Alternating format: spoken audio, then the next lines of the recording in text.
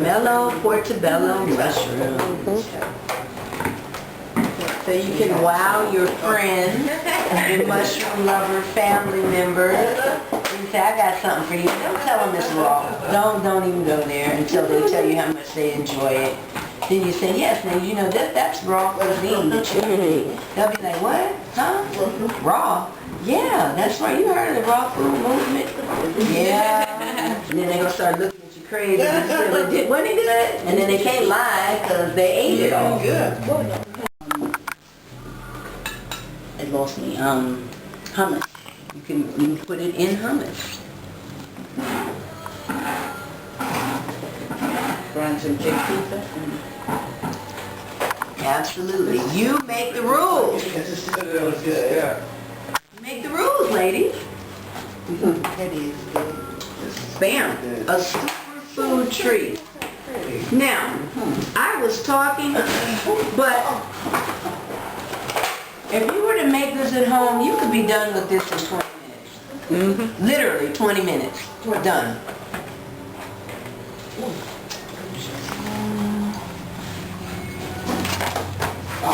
Yes, definitely as natural as possible, because that's what the earth is going to call for. Now your seeds, you want to separate from these juicy lemons, from the lemon. It's okay if some of the pulp gets in there. Is the onion a garnish? You know what, I forgot the onion, thank you. No, it actually goes in there as Part of it.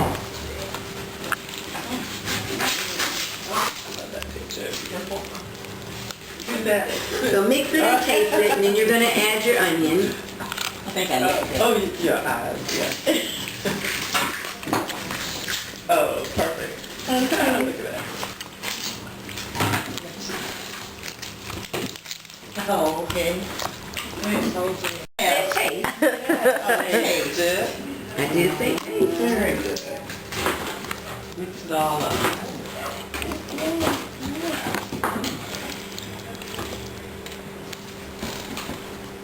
Okay, you slice these some more.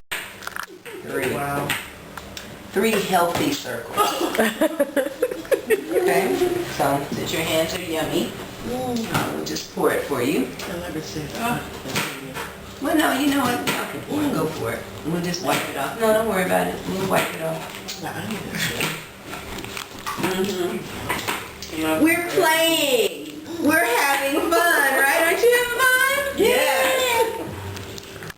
And then look at how the agave makes it so shiny and pretty. Oops. I did say help. I think I did a little too much. For examples of what you aspire to, be sure that it's consistent. Do they look like what is coming out their mouth, meaning they walk the walk? Okay? Because if they're doing something different, it's going to show up. Now, they may be very pristine in what they eat, but be very negative people. Very judgmental, very elitist. Because, I used to be a vegetarian snob. People who come to my classes know I confess. Me and my friends now, but I'll only speak for myself. The group of us, we talked about meat eaters, well, girl, they act like that because they eat meat. And yes, there are certain behavior types that come about as a result of eating certain foods. Yes. However, when I looked at my life, and this was during that rebellious period, and I was reassessing things, I realized there were some very wicked vegetarians and some very divine pork eaters. Because it had to do more so with their relationships and how they chose to relate to life. What were their relationships like with their family? How did they treat me? How did they treat the animals? How did they treat the trees, the earth, the children? Maybe they didn't know about pork. Maybe it wasn't even affecting them like it was affecting us. How about that? Because in Asia, the divine sow is a symbol for the divine mother. She's equivalent to the Virgin Mary, equivalent to Aset and to Oshun and to any other highest form of female divinity. Why? Because the divine sow feeds so many babies. And she gives. She's a giver. She's a nurturer, a provider. So, you know, here we've been taught since we got introduced to Islam, either directly or indirectly, that the pig is horrible. So we have all this negative energy toward the pig, and unfortunately the way the pigs are raised, you know they're incurring the wrath of hell.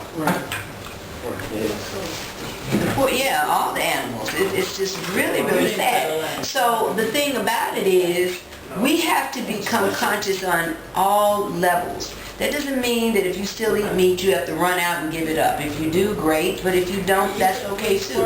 Everything should be done in grace. Be kind to yourself. Love yourself. Don't you have enough stress? Mm-hmm. Then to be adding to it by guilt tripping yourself and beating you up? Until you start to do differently, you are the product of your environment. You are the product of your genetics. Until you decide that you are master of your destiny and that everything is here for you to learn and to use as a tool to assist you in acquiring or attaining mastery. So you have just mastered culinary artistry. You are sacred alchemists, taking raw materials and making it into deliciousness. Doesn't that look like love? Yeah. Doesn't it taste like love? Mm-hmm.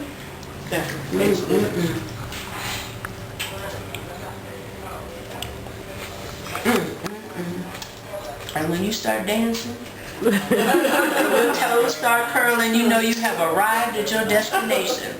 And what is your destination? Deliciousness. Deliciousness is your destination.